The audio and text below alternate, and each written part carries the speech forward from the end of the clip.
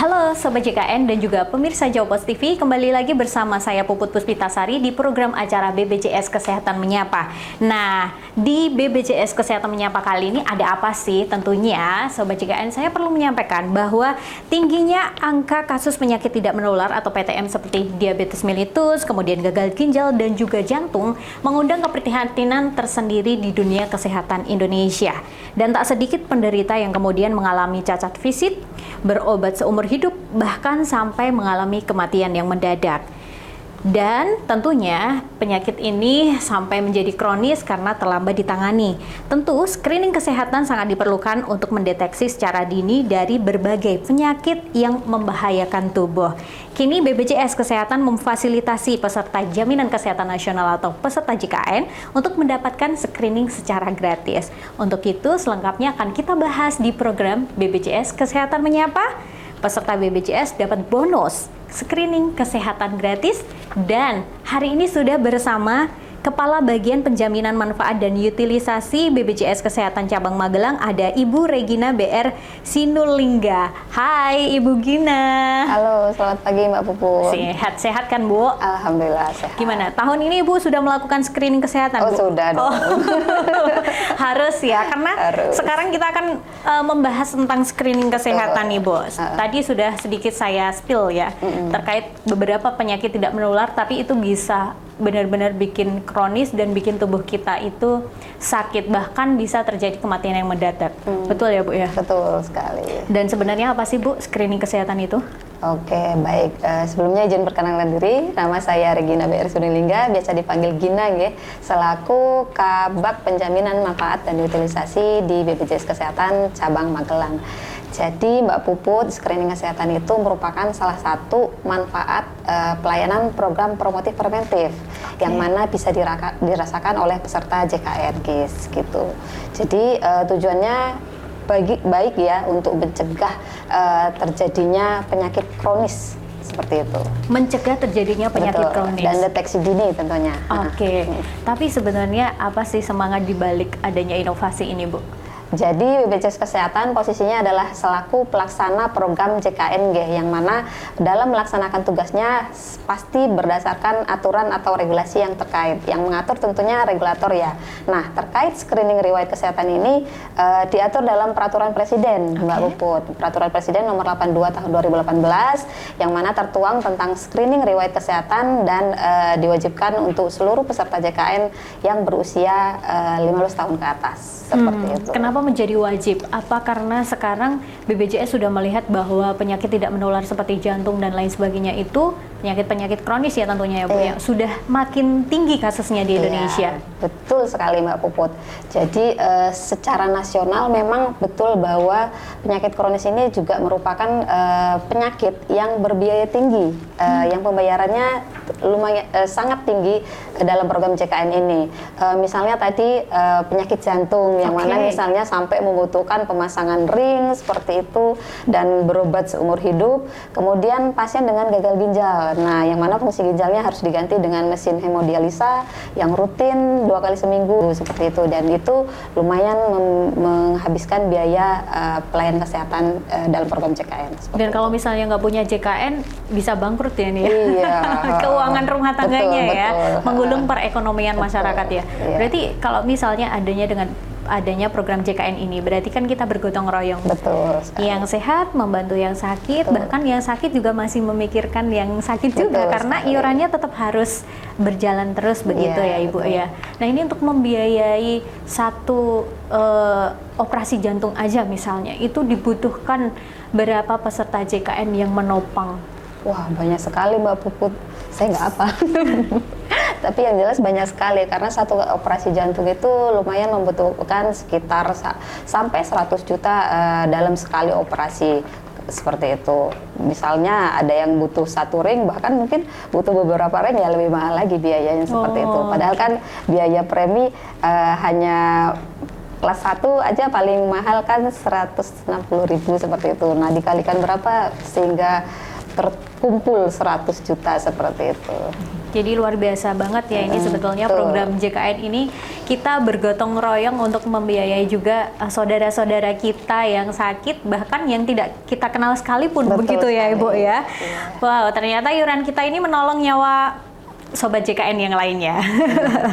Oke, Ibu, terkait pembiayaan tertinggi BPJS kan untuk penyakit-penyakit kronis ya. Betul.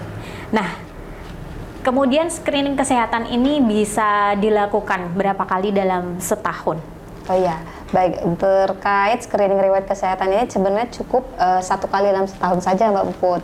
Jadi sebenarnya gampang. Jadi screening riwayat kesehatan ini kan dia metodenya pengumpulan informasi tentang riwayat kesehatan peserta nggih, yang mana nanti dari beberapa pertanyaan yang diajukan tersebut bisa disimpulkan apakah peserta memiliki resiko penyakit kronis tadi. Oke. Nah, pertanyaannya juga sebenarnya simpel-simpel aja, Mbak.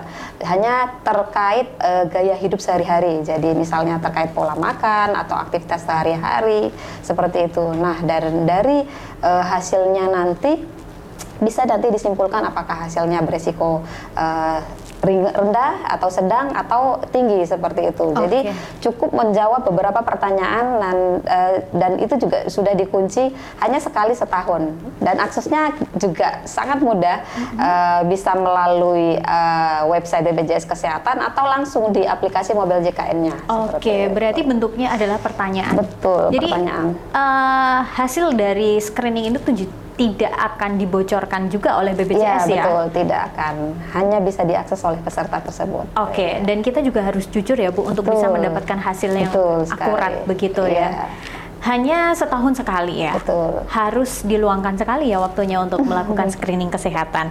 Tadi bisa dilakukan di aplikasi mobil JKN sama web ya? Betul. Sejauh ini screening kesehatan yang paling banyak dimanfaatkan oleh peserta itu melalui apa Bu? Aplikasi atau webnya? Kebanyakan pakai web.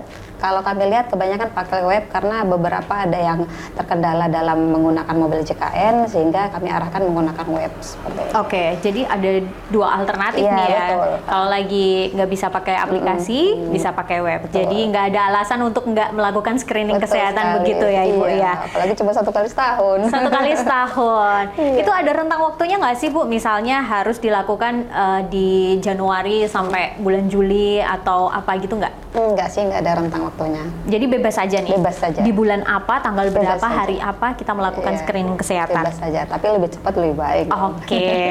Ada ketentuan khusus nggak sih Bu untuk screening kesehatan ini? Baik, tentang ketentuan screening riwayat kesehatan, prinsipnya diperuntukkan kepada seluruh peserta JKN yang berusia 15 tahun ke atas, ya. Dan hanya dilakukan 1 kali setahun tadi.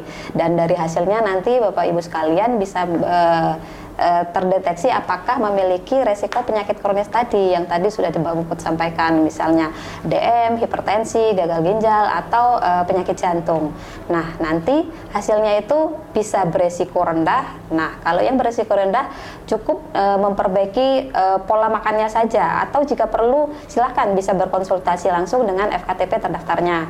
Nah, yang hasilnya ternyata beresiko sedang atau tinggi, nah kalau yang ini wajib konsultasi dengan dokter FKTP-nya supaya bisa digali lebih lanjut apakah ada perlu penanganan lebih lanjut seperti itu.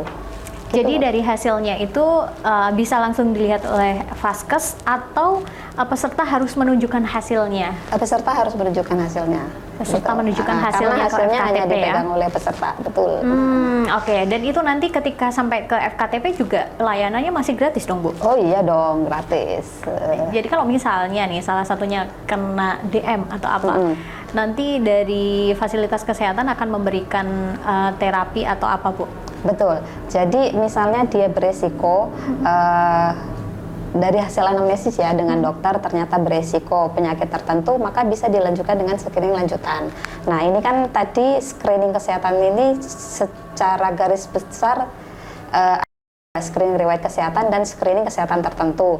Nah, screening kesehatan tertentu salah satunya yaitu screening DM. Nah, misalnya beresiko DM, maka akan bisa dilakukan pemeriksaan lebih lanjut, pemeriksaan gula darah, dan itu juga tetap gratis. Tetap gratis ya.